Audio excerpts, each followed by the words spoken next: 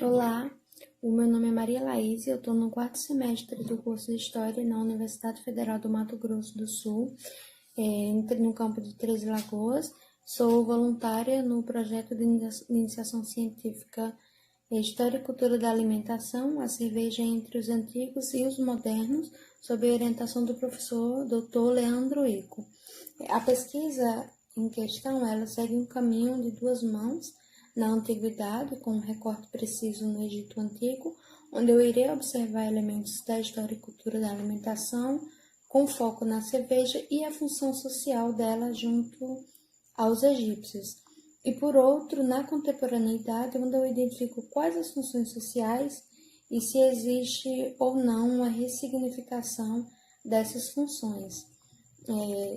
A cerveja ela tem uma significação social diversificada e histórica, afinal o mercado cervejeiro ele se apropria de elementos históricos para agregar valor ao seu produto, como a questão da identidade, que é bastante valorizada. A cerveja ela é uma bebida milenar e que teve suas origens na Mesopotâmia e Egito Antigo. E quanto às funções dela na antiguidade, a gente sabe que era utilizada em rituais religiosos, pagamentos de tributo, funerais, e inclusive como moeda de troca entre os antigos. Era uma bebida bastante valorizada, né, entre eles. Quanto à função da bebida na atualidade,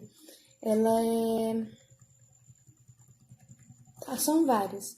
Tá associada à praia, associada a festas, associada a futebol e alguns gêneros, até mesmo alguns gêneros musicais, como o pagode e o samba. Um ponto que nos lembra a função da bebida na antiguidade, ainda que seja de modo diferente, mas desde a antiguidade a cerveja ela tem esse papel de socialização, de unir as pessoas, né? Sendo ela uma bebida de modo geral acessível a todos. No caso da identidade, né, na atualidade, eu analisei algumas microcervejarias artesanais sul-mato-grossenses com a intenção de analisar de que forma que a identidade regional é inserida nas suas cervejas. Né? Notei que algumas recebem nomes de árvores, como o ipê, ou animais, como a onça pintada, que é um animal marcante na região do Mato Grosso do Sul e acaba tendo esse simbolismo. Né? Por fim, quanto à metodologia, no que diz respeito aos encaminhamentos práticos do trabalho, foi feito o levantamento bibliográfico, leituras, fichamentos, levantamento de fontes, leituras e análises de fontes escritas e iconográficas, também aprimoramento de recortes temáticos e cronológicos. Tratando-se das fontes, algumas fontes históricas em que se pode identificar aspectos da história e cultura da alimentação que foram utilizadas, dentre elas estão o livro 2 de Heródoto, das histórias de Heródoto, o livro dos mortos, onde nós identificamos menções à cerveja no que diz respeito ao mundo dos mortos, a iconografia presente em templos e edifícios funerários egípcios, onde nós identificamos alguns processos da fabricação da cerveja.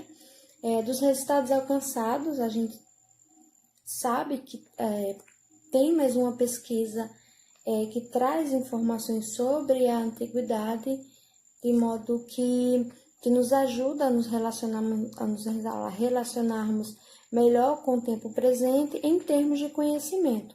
Eu acredito que essa pesquisa ela pode contribuir para o enriquecimento da cultura e mercado cervejeiro, também trazer à tona alguns aspectos da história egípcia para somar em conhecimento e em consciência com a cerveja enquanto sendo um capítulo da história e da cultura da alimentação, que hoje possui um amplo desenvolvimento no estado do Mato Grosso do Sul.